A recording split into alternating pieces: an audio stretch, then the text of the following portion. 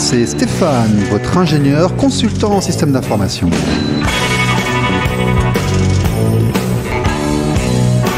Bonjour, c'est RLP Business. Bonjour et bienvenue sur RLP Business. Aujourd'hui, un RLP Business spécial radio. Spécial radio avec Happy Radio et Rodolphe Karmazine qui est venu nous voir ici à Coulommiers-Chamiers. Rodolphe, bonjour. Bonjour, merci pour l'invitation. Et bienvenue sur RLP. Happy Radio s'invite sur RLP, c'est plutôt RLP qui invite Happy Radio. La radio, c'est aussi un business, c'est aussi une activité, c'est aussi de l'entreprise. On en parle tout de suite dans la chronique de la semaine.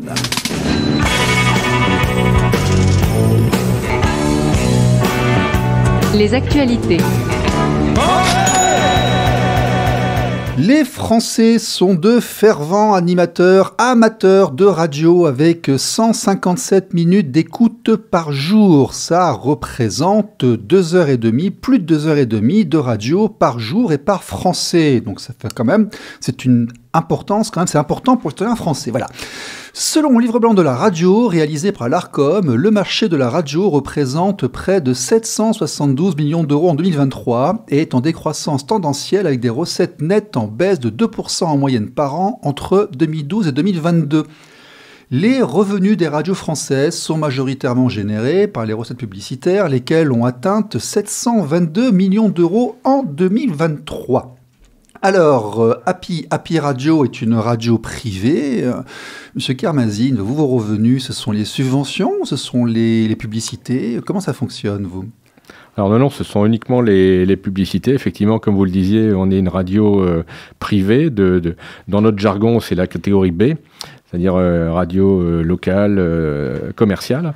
Et nos revenus, ce sont uniquement les revenus des publicités que nous commercialisons auprès d'annonceurs locaux ou nationaux et que nous diffusons à l'antenne. Est-il vrai que pour vous aussi, ces recettes sont en baisse annuellement ou alors non, vous avez trouvé une solution pour réagir face à la concurrence Internet et de nouveaux médias? Alors, non, nous, c'est plutôt en hausse. Alors, c'est plutôt en hausse pour plusieurs raisons. La première des raisons, c'est que effectivement, Happy Radio, c'est une radio qu'on a repris il y a 3 ans et demi, qui s'appelait il y a encore quelques mois Bergerac 95. On a changé de nom puisque Bergerac 95 émettait uniquement à Bergerac et sur la fréquence 95, mais nous avons obtenu de l'ARCOM de nouvelles fréquences à Périgueux et à Sarlat. Donc bien évidemment, on ne peut pas s'appeler Bergerac 95 quand on a des fréquences différentes et qu'on est présent sur des villes différentes.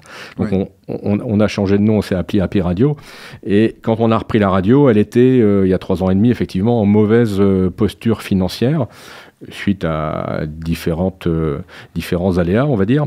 Et nous, on a cette caractéristique, c'est qu'en réalité, on a une autre société qui s'appelle Happy Media, qui existe depuis une dizaine d'années, et dont la spécificité est la commercialisation de solutions publicitaires et principalement de solutions publicitaires radio. Oui, c'est votre modèle économique, effectivement. Et on voit qu'en France, les radios françaises sont partagées en plusieurs groupes. Il y a Radio France qui truste 29,8% des radios françaises, le groupe M6 18%, Énergie Group 15%, les Indés Radio 11%, Lagardère News 7%, RMC 6%. Vous faites donc partie des 9,2% des radios françaises qui n'appartiennent pas à un grand groupe. Alors, effectivement, on est complètement indépendant. Mais dans ce que vous avez cité, il y a les Indés Radio. Oui. Et les Indés Radio, c'est pas un groupe à proprement parler, c'est un groupement d'intérêt économique, un GIE. Oui. Et donc, nous, on est adhérents au GIE, les Indés Radio. Vous faites partie des 11,2% qui sont dans les 129 radios thématiques indépendantes. Voilà, c'est ça. D'accord. C'est pour ça que tout à l'heure, je disais publicité locale ou nationale, puisque nous-mêmes, donc, nous commercialisons de la publicité locale auprès des annonceurs de Dordogne. Mais nous avons également des diffusions de publicité nationale via le GIE Les Indés Radio qui nous apporte quelques recettes nationales. Ce n'est pas le plus gros de notre chiffre d'affaires, mais voilà, ça participe quand même à notre chiffre d'affaires. D'accord, très bien. Eh bien écoutez, c'est l'invité de la semaine, c'est Rodolphe Karmazine pour Happy Radio.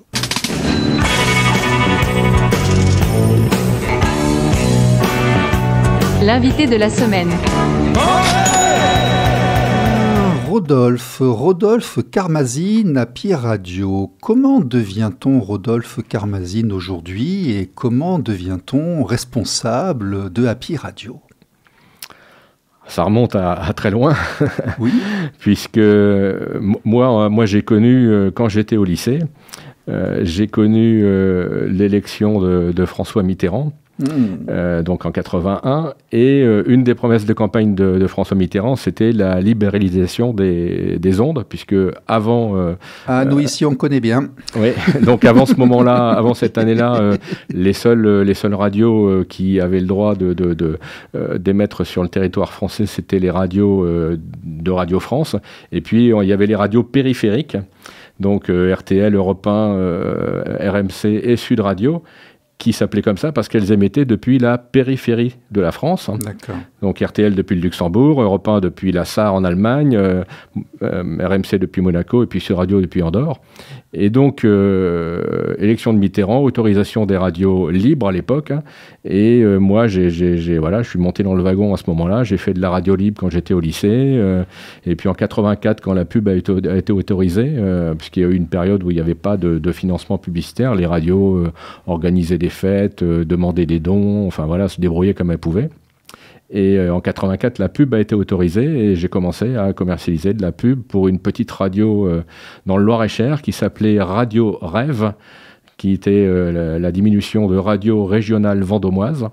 Et voilà, c'est comme ça que je suis rentré dans le monde de la radio et je n'en suis pas ressorti. J'y suis toujours aujourd'hui. J'ai navigué dans plusieurs sociétés, plusieurs groupes, pas tant que ça d'ailleurs, 3 je crois. Et il y a une dizaine d'années, donc j'ai eu l'opportunité de créer une société qui s'appelle Happy Media, qui, donc comme je le disais tout à l'heure, 70% de son activité, c'est la commercialisation de publicité radio. Donc on a des contrats avec différentes radios, notamment un gros partenariat avec la plus grosse radio régionale de France, qui est la radio Alouette. Et donc voilà, on navigue dans ce milieu-là depuis toujours et on a eu l'opportunité de faire connaissance avec cette radio à Bergerac, donc Bergerac 95, d'arriver au moment où justement elle était en proie malheureusement à des difficultés financières. Et le président voulait passer la main, on s'entendait bien, il m'a demandé de l'aider. Et puis j'ai sauté sur l'occasion, je lui ai dit on peut tout simplement la reprendre, on a étudié le dossier et puis voilà comment on arrive sur une radio en Dordogne. D'accord. Donc vous n'êtes pas forcément passé par une formation de journaliste, d'animateur radio. Vous êtes rentré en tant qu'amateur parce que vous aimiez cela. Vous avez ensuite évolué dans les métiers qui vont autour de la radio, la vente d'espaces publicitaires et de communication. Vous avez fait après un choix de carrière qui était donc dans la communication radio, la publicité, je suppose un studio qui crée des spots et ce genre de choses. Et ça vous a permis de rester et donc de financer l'activité principale de votre radio. Tout à fait, oui, c'est ça. C'est-à-dire que moi, effectivement, les toutes premières années, c'était des années au micro, comme vous le faites à l'heure actuelle, donc avec l'animation de certaines tranches de programmes pour une radio qui était forcément une radio associative au début. Et puis petit à petit, ça s'est professionnalisé. J'ai basculé, comme je disais, du côté publicitaire. Et puis, même si le fil conducteur, c'est effectivement la partie commercialisation de publicité, j'ai toujours été en lien avec les autres services de la radio, l'antenne bien évidemment, la technique, et puis les services d'intendance ou les services de comptabilité et finance, parce que tout ça c'est un tout pour une entreprise. Et c'est vrai qu'on a on a à peu près toutes les compétences qui nous permettent de gérer l'ensemble des parties qui composent la radio. Et je crois que c'est un petit plus par rapport à certains de nos confrères, c'est que, alors, toute modestie mise à part, on a une certaine expérience dans la commercialisation de publicité radio, on suit le marché d'assez près. Et c'est vrai que tout à l'heure, vous parliez des recettes nationales qui sont en baisse. C'est un fait. Et l'audience, d'ailleurs, de la radio, généralement, est aussi en baisse. Mais malgré tout, nous, on se débrouille relativement bien sur la partie commercialisation de l'espace publicitaire local, en tout cas. Concernant je dirais, l'avenir de la radio et l'audience de la radio, je pense que des radios qui sont très ancrées dans leur territoire et qui proposent des choses, des programmes qui sont fédérateurs ou intéressants pour le public, ont encore de très très beaux jours devant elles. Peut-être plus que des radios nationales qui sont uniquement musicales et qui sont confrontées directement à une concurrence des plateformes, des web radios, etc. et qui finalement n'ont pas une valeur ajoutée peut-être aussi importante qu'elles l'avaient il y a 5, 10, 20, 30 ans en arrière, quoi. Mais ça, c'est une caractéristique du business. On ne peut pas être trop généraliste. Il faut bien se spécialiser sur quelque chose, avoir un angle d'approche qui nous différencie. Et donc, effectivement, on trouve sa part de marché. Mais vous, par exemple, je vous écoute, vous êtes commencé par bénévole, mais pour devenir responsable de plusieurs stations de radio, d'une société de création multimédia, il a fallu apprendre la comptabilité, il a fallu apprendre la technique, il a fallu apprendre le management, il a fallu apprendre la vente, il a fallu apprendre le marketing. Ça s'apprend comment tout ça ? Alors ça s'apprend sur le terrain, ça s'apprend en étant confronté à différentes équipes, ça s'apprend également en faisant des formations complémentaires. D'accord. Voilà, je crois que quel que soit le domaine dans lequel on évolue, qu'il soit d'ailleurs dans le business ou même dans le loisir, le sport, la culture, etc., si on est un petit peu passionné et qu'on a envie d'apprendre, oui, bien sûr. Il y a des tas de... Et puis alors, bon, c'est vrai que quand je compare les possibilités qu'on a aujourd'hui à celles qu'on avait il y a 40 ans, aujourd'hui avec Internet, avec tous les tutos, tous les cours, tous les MOOC qu'on peut trouver partout sur le net, voilà, on peut se confronter à des savoirs qui ne sont pas les nôtres au début et puis petit à petit les acquérir, même si on n'est pas forcément spécialiste en tout, mais ça nous permet, avec ensuite des partenaires extérieurs,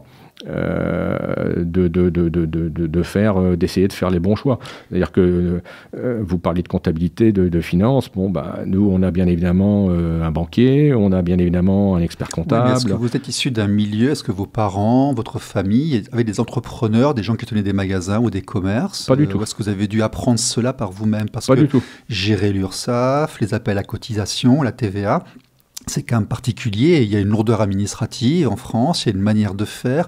L'état d'esprit de l'entrepreneur, je veux dire, tenir un micro et animer une émission, ce n'est pas la même chose que gérer des employés avec des fiches de paie, une comptabilité, payer des taxes et autres. Ça s'apprend, ça. Bien sûr, mais ce qui compte je pense que ce qui compte pour un chef d'entreprise, c'est aussi d'avoir une vision globale, c'est de bien connaître son métier premier. Et puis, pour toutes les composantes qui vont venir se greffer sur l'ensemble de l'activité, faire appel soit en interne, soit en externe, à des spécialistes. Bien sûr. On délègue, il faut apprendre à déléguer, bien sûr. Voilà. Et oui, il faut un chef d'orchestre quand même. Hein. Voilà. Et même si on a des compétences en interne qui peuvent être parfois importantes ou parfois juste basiques, mais comme je le disais, voilà, si je prends notre exemple, nous, on a bien évidemment expert comptable, banquier, avocat, pour toute la partie technique, un partenaire technique qui vient et qui intervient pour les installations, pour les entretiens, etc. Donc, on n'a pas forcément en interne, et moi, je n'ai pas forcément toutes les connaissances qu'il qu'il faut. Mais comme vous le disiez, ce qui compte, c'est de pouvoir mettre en musique l'ensemble des intervenants et d'être le chef d'orchestre. Bien sûr, mais le modèle commercial d'avoir une société de création de contenus publicitaires et puis après de prendre des réseaux locaux pour faire travailler ça, je veux dire, il y a une intelligence marketing quand même derrière. On n'est pas bénévole seulement derrière un micro, on devient entrepreneur. L'entrepreneuriat, si vous ne l'aviez pas dans la famille, vous l'aviez quelque part en vous. J'ai le souvenir effectivement dans mes années collège. Vous savez que quand on arrivait dans certaines classes au collège, au lycée, on remplissait une fiche et on nous demandait, voilà, qu'est-ce que font vos parents, qu'est-ce que vous voulez faire plus tard. Et moi, très tôt, j'ai noté sur mes fiches, j'avais noté inventeur et chef d'entreprise. Voilà, pourquoi je ne sais pas. Nature, tout simplement. Pourquoi je ne sais pas, parce qu'effectivement, dans la famille, personne n'était ni commerçant, ni entrepreneur. Mais voilà, j'ai eu très tôt cette envie. Pendant des années, j'ai été dans les différentes sociétés dans lesquelles je suis passé. J'étais responsable de mon service. J'étais directeur commercial, directeur général de différents services. Et puis ben voilà, finalement l'occasion s'est présentée assez tardivement, puisque c'est à 50 ans que j'ai créé véritablement ma société. Mais en réalité, j'avais toujours eu cette envie de piloter quelque chose de par moi-même. D'accord, ok. Bon, Happy Radio, aujourd'hui, c'est combien d'employés et combien de stations? Alors, Happy Radio, donc c'est une seule radio, avec donc 3 émetteurs aujourd'hui, donc Bergerac, Périgueux, Sarlat. Il y a, sur la partie radio, il y a uniquement 2 salariés. D'accord. Donc c'est peu. Mais en réalité, on a 3 autres personnes qui sont des prestataires externes qui interviennent donc pour l'antenne. Pour Happy Media, peut-être? Non, pour Happy Radio. D'accord. Vraiment pour Happy Radio. Donc, pour la partie animation de certaines tranches, pour la fabrication de certaines rubriques, pour des informations locales, donc vraiment sur la Dordogne. Donc, en réalité, voilà, on a 5 personnes, 2 salariés et 3 personnes externes qui interviennent sur l'antenne. Et puis, effectivement, dans le groupe Happy Media, on a 5 ou 6 personnes qui interviennent, alors soit à temps complet, soit à temps partiel, pour la radio. Alors 2 personnes à temps complet, parce que ce sont les 2 conseillères commerciales qui sont sur la Dordogne, une à Bergerac, Élise Princeau, une à Périgueux, Lisa Semenot. Et puis, donc là, vraiment, qui travaille pour Happy Radio via Happy Media toute la semaine. Et puis, il y a d'autres personnes qui sont au siège à Saint-Avertin, à côté de Tours, et qui interviennent pour la communication, pour la partie Internet, les réseaux sociaux, etc. Et puis, une autre personne qui intervient pour la partie comptabilité. D'accord, donc aujourd'hui, vous gérez une grosse dizaine de personnes. Alors sur la radio, voilà, il y a une dizaine de personnes qui interviennent, et puis en tout, sur le groupe, on est un peu plus de 20 personnes. Ouais. Ah, donc vous managez, vous gérez une grosse vingtaine de personnes. Voilà, c'est ça. Donc effectivement, là, il faut commencer à déléguer, oui. Parce qu'il y a un cap à partir de 10, 11 employés. Il y a déjà un cap pour passer au premier, il y a un second cap à 4-5. Là, 20 personnes, vous avez combien d'administratifs? Une personne.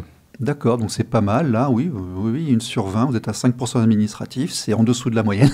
C'est ce que généralement, dans l'entrepreneuriat, on monte facilement à 20 ou 25% d'administratif. Ouais. Ok, bon, mais écoutez, ça marche bien, c'est une bonne réussite. Moi, ce qui m'a impressionné, c'est, comment dirais-je, la facilité avec laquelle vous avez trouvé votre style et votre image. C'est de la radio, et en même temps, il y a une image qui est très visuelle. Vous avez su allier la radio, le visuel, les médias sociaux. Donc vous avez su, en fait, on appelle bien ça l'audiovisuel, vous avez bien su harmoniser un peu toutes ces tendances-là. La radio, ça va évoluer vers quoi, à votre avis ? Alors ça, c'est une grande question. C'est un petit peu ce que je disais déjà tout à l'heure. Je pense que la radio a encore de beaux jours devant elle. si elle propose véritablement une valeur ajoutée. Et donc la valeur ajoutée, c'est ce qu'on peut y trouver et ce qu'on ne trouve pas forcément ailleurs. Je prenais le cas je pense que les radios musicales nationales, on le voit d'ailleurs dans les chiffres d'audience. Je vais prendre le cas de Énergie. Énergie était monté à 13 points ou 14 points d'audience. Aujourd'hui, ils sont à peine à 9, je crois. Donc, ils ont perdu en 10 ans énormément d'audience.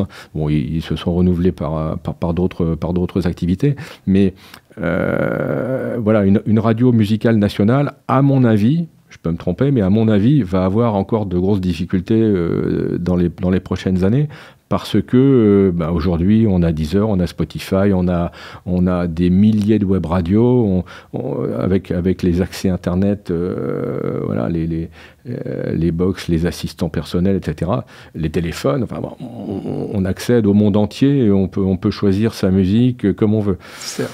Donc il n'y a plus la même valeur ajoutée que dans les années 80, 90, 2000, où effectivement... il y a l'exclusivité, oui. Après, je suis en voiture, j'ai un autoradio, je n'ai pas envie de toucher l'autoradio en permanence pour faire mes choix, donc je délègue ma sélection à une station de radio, à une radio. Et... Bon. Oui, mais alors voyez par exemple, donc, l'avenir de la radio, certains disent, c'est peut-être vrai, que ça va être le DAB+. Donc aujourd'hui, on diffuse tous en FM. Depuis une petite dizaine d'années, voilà, les émetteurs DAB+, donc les émetteurs numériques, s'allument au fur et à mesure des appels à candidature et des attributions de fréquences de l'Arcom. Mais les auditeurs savent pas ce que c'est. Les auditeurs sont pas forcément équipés. À domicile, pas du tout. Dans les voitures, depuis 3 ou 4 ans maintenant, les constructeurs ont l'obligation de mettre des puces DAB+, dans les autoradios. Donc petit à petit, le DAB+, arrive comme ça à faire un peu d'audience via l'écoute en voiture. Donc ça rejoint un peu ce que vous disiez. Mais les constructeurs automobiles n'ont pas l'obligation de mettre un autoradio dans les voitures. Et de plus en plus, les voitures ont un écran avec des applications qui s'affichent. Et la crainte des opérateurs radio, c'est que demain, il y ait en tête de gondole, si je puis dire, sur les écrans des voitures, Deezer, Spotify, Apple Music, enfin voilà, tous ces gens-là, Google, etc., et qui n'est pas forcément les radios qui sont les radios de notre territoire. La dépendance au distributeur, on y revient. Exactement, voilà. Donc il y a il y a quand même cette question, et aujourd'hui le secteur de la radio au niveau national et international fait des actions de manière à ce que la radio reste toujours dans les voitures, parce que c'est effectivement un endroit où on délègue facilement le choix, comme vous le disiez, mais voilà, c'est pas garanti à 100%. Donc il faut vraiment qu'on apporte une valeur ajoutée, et nous on travaille beaucoup, comme je vous le disais tout à l'heure, avec Happy Media. On travaille beaucoup avec Alouette, qui est une radio régionale qui fait vraiment un travail formidable sur les territoires là où elle est ancrée.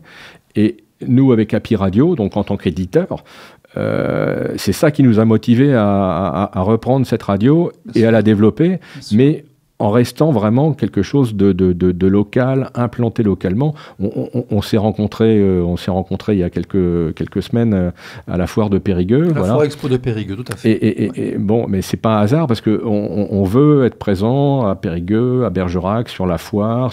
La semaine prochaine, on va être présent sur la nuit. Vous implanter localement. Voilà, sur la nuit de l'orientation avec la CCI, on va être là. Alors on peut pas être partout, bien évidemment, mais voilà, on a envie d'être proche du territoire, proche de la vie des gens, et d'essayer de leur parler de choses qui les intéressent. Oui. D'accord. Est-ce que vous voyez une convergence entre la radio et la télé ? On voit des radios aujourd'hui qui mettent des webcams, des caméras dans les studios et qui retransmettent aussi de l'image en même temps que de la radio. Ou est-ce que vous voyez la radio, le groupe Happy va rester uniquement sur le son, va passer un petit peu à l'image aussi, par exemple ?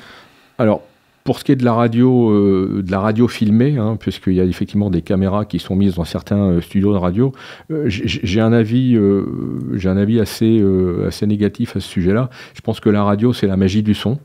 on écoute la radio est un média d'accompagnement, c'est-à-dire qu'on peut faire autre chose en même temps, on peut conduire en même temps, on peut, pourquoi pas bricoler, faire la cuisine, faire du sport en même temps qu'on écoute la radio. En fait. Quand on retrouve un truc de Berkoff sur Internet, on est content de le voir parler, parce que c'est du podcast, c'est plus tard, c'est ensuite. Mais effectivement, si on a qu'on filme Happy Radio aujourd'hui, ça n'a pas d'intérêt. Ça peut avoir un intérêt si effectivement on a un invité. Si par exemple là notre interview en ce moment était filmée, parce que c'est quelque chose de précis, pourquoi pas, parce qu'on voit la tête de la personne qui a été invitée. Donc ça peut être intéressant. Et puis on voit la manière dont les gestes sont faits, l'attitude de la personne, son faciès, ses mimiques. Bon, pourquoi pas. Sur un cas comme ça, sur une personnalité ou une personne... Sur son ordinateur, sur son fauteuil, qui va volontairement accéder à un contenu. Et puis il faut que ça bouge devant ses yeux aussi, parce que sur son écran il ne se passe rien. Dans ce cas-là, peut-être. Mais filmer une émission qui est principalement musicale, où on va passer 2-3 jingles et juste annoncer le titre et puis dire le chanteur qu'on vient d'entendre, il va être en concert au Palio. C'est vrai. Bon, je pense que ça n'a pas d'intérêt. Je comprends. Donc voilà. En revanche, pour rebondir sur votre question, moi, je crois que ce qu'il faut, c'est essayer d'être effectivement un média global. Et donc, on fait de la radio, mais on communique aussi sur notre site Internet. C'est-à-dire que notre site Internet, c'est quelque chose qui est où on retrouve du contenu, des informations, les podcasts, des émissions qui ont été enregistrées, etc. Et puis, les réseaux sociaux. Voilà. Donc, tout ça... constitue stratégie de communication un média numérique. Global. Voilà, En fait, aujourd'hui, le groupe Happy, c'est vraiment de la communication numérique, c'est de la publicité, c'est de la radio, c'est un visuel qui est assez fort. Ce sont des médias sociaux, ce sont des affiches. D'ailleurs, qui vous fait vos logos et vos visuels? Parce que vous avez un artiste chez vous, visiblement. Là. Tout a été fait en interne. Tout a été fait en interne. On a effectivement des compétences graphiques en interne et c'est comme ça que c'est développé. D'accord. Ok, qu'est-ce qu'on peut souhaiter à Happy Radio? Quels sont vos projets? Donc là, nous sommes fin 2024. Happy Radio, dans quelques temps, c'est quoi? Il va y avoir normalement l'année prochaine un appel à candidature pour le DAB+ en Dordogne. Voilà, parce qu'on est un peu les derniers avec d'autres petits départements français. Donc, évidemment, on sera candidat sur le DAB+. On va essayer de diffuser, on va diffuser nos programmes en numérique d'ici quelques temps. Et puis, pourquoi pas, si l'occasion se présente, aller chercher d'autres fréquences ailleurs, mais en restant toujours sur des périmètres locaux, des ancrages locaux. C'est ça qui nous intéresse. En gardant votre identité, en gardant ce que fait le groupe Happy, mais par contre, il faut quand même s'adapter aux évolutions, il faut quand même continuer de croître. D'accord. Et Rodolphe Carmazin, Happy Radio, c'est pour y rester ou c'est pour revendre après? A priori, c'est pour y rester. Revendre, voilà, à un moment donné, je vais peut-être vouloir passer la main. C'est possible, mais c'est pas d'actualité. Pour l'instant, le but du jeu, pour nous, c'est de continuer à nous développer et de continuer à faire ce métier qui nous plaît. Oui, et qui est merveilleux, la radio, ça reste quand même quelque chose... de magique. De magique, absolument magique. Rodolphe Carmazin, Happy Radio, merci d'être venu sur RLP. Merci à vous. Merci, à bientôt.